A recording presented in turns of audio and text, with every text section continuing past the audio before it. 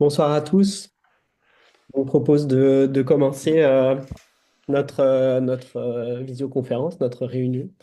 Alors, je vous remercie tous d'être présents. Ça va faire venir les autres. Euh, je remercie les intervenants qui sont aujourd'hui Thibaut Prioul, Antoine Vitac et Thomas Schnell. Je laisserai les étudiantes qui vont animer cette session vous présenter plus précisément. Et pour ceux qui nous connaissent pas bien, donc moi je suis le responsable pédagogique du master conseil éditorial. C'est un master professionnalisant qui est inscrit au sein de l'UFR de philosophie de la faculté des lettres de Sorbonne Université. Voilà, c'est notre particularité, on fait de la communication au sein d'un univers philosophique, mais pour autant, on est surtout un master qui ouvre en une année, en 6 mois de cours et 6 mois de stage, vers l'insertion professionnelle. Et donc l'idée de notre master, c'est bien sûr de donner des compétences très pratiques dans le domaine de la communication éditoriale, que ça soit pour faire du community management, de l'édition de vidéos, du podcast, de l'écriture de texte, mais aussi la conception de stratégies de communication plus larges, voilà, être capable de concevoir une stratégie de communication éditoriale multicanale. Et donc l'idée de ces sessions du cycle de conférences sur les enjeux contemporains du monde de la communication, c'est bah, de précisément utiliser ce recul, cette réflexion qu'on peut avoir dans les sciences humaines euh, et de le mettre au profit de notre secteur de la communication éditoriale et de la réflexion sur nos métiers et sur l'évolution de nos métiers. Alors peut-être je vais laisser Claire Abrieux, qui est ma comparse dans cette démarche-là, présenter l'idée de ce cycle de conférences et sa thématique cette année. Claire Abrieux, je te laisse la parole. Merci Sébastien.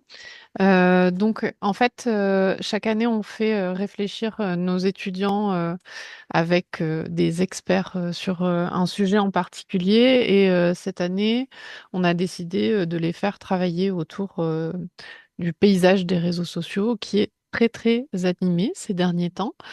On a plusieurs séances de réflexion dans ce cycle. On a eu notre demi-journée d'études la semaine dernière, Exister sur les réseaux sociaux, une lutte pour la reconnaissance. Et là, ce soir, on va réfléchir à la question, est-ce que les réseaux sociaux sont devenus des médias comme les autres? Je vous le dis déjà aussi pour que vous sortiez vos agendas, mardi prochain, ce sera la dernière séance et on se demandera si il faut quitter les réseaux sociaux. Voilà. En tout cas, ce soir, on va déjà s'occuper de la question est-ce que les réseaux sociaux sont devenus des médias comme les autres? Et en fait, ce qui est assez intéressant, c'est que moi, j'ai travaillé à plusieurs endroits. Là, je suis à la Bibliothèque nationale de France en tant que community manager. Et pendant longtemps, en fait, les influenceurs chargés de comptes réseaux sociaux, et ben, en fait, c'était l'équipe de la presse qui s'en occupait et non l'équipe des réseaux sociaux.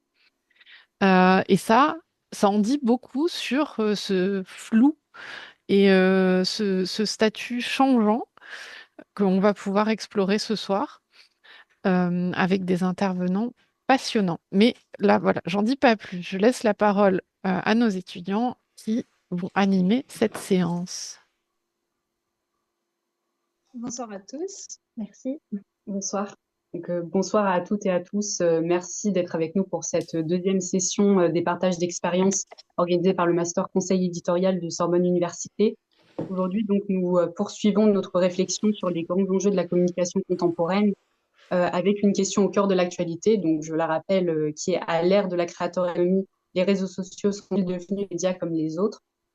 Ces dernières années, nous avons assisté à la transformation profonde du paysage médiatique.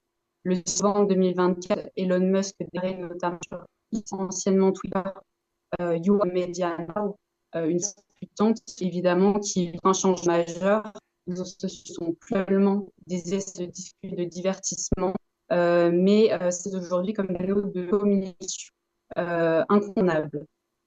Aujourd'hui, chacun d'entre nous peut produire, diffuser et monétiser du contenu et une public. mais cette évolution s'accompagne évidemment de nombreuses questions. Les réseaux sociaux ont un rôle similaire à celui des médias traditionnels.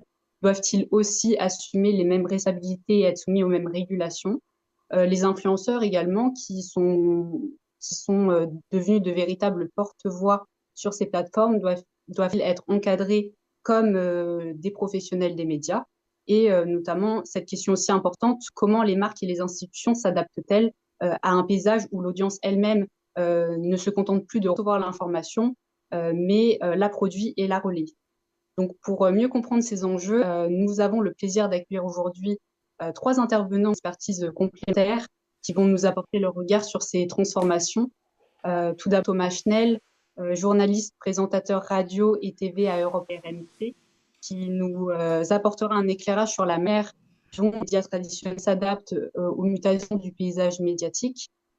Ensuite, Hugo Prioul, responsable des réseaux sociaux de l'Opéra national de Paris, en charge de la stratégie social media et influence institutions. Il pourra nous parler plus en détail des enjeux autour de la collaboration entre les institutions et les créateurs de contenu notamment. Et enfin, Antoine Vic, créateur de contenu pour le média Culture Vous, dont la mission est de promouvoir la culture via les réseaux sociaux, qui pourra nous partager son expérience, notamment sur les défis rencontrés par les créateurs de contenu